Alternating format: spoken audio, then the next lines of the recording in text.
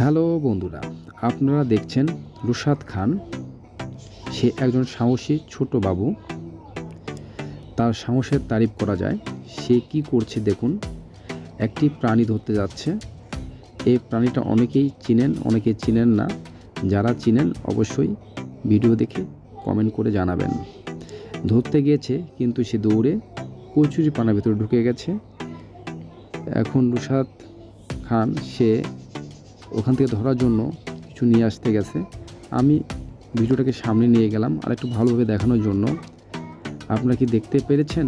দেখতে পারলে, চিনতে পারলে কমেন্টে করে জানান যে প্রাণীটা কি।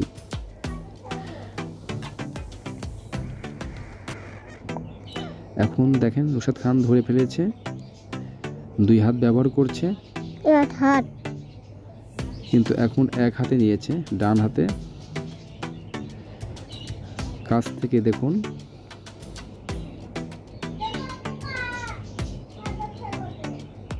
আপনারা কেউ চিনতে পেরেছেন?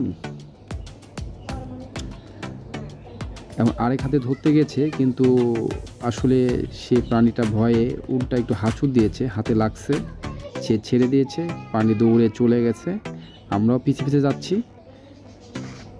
হ্যাঁ, আমরা পেয়ে গেছি, সে এখানে এসেছে।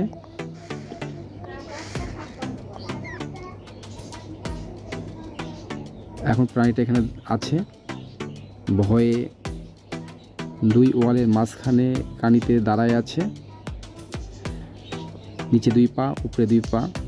রুশাদ খানও চলে এসেছে, তাকে সহযোগিতা করছে তার বড় ভাই। চলে এসেছে, সে রোদ খান।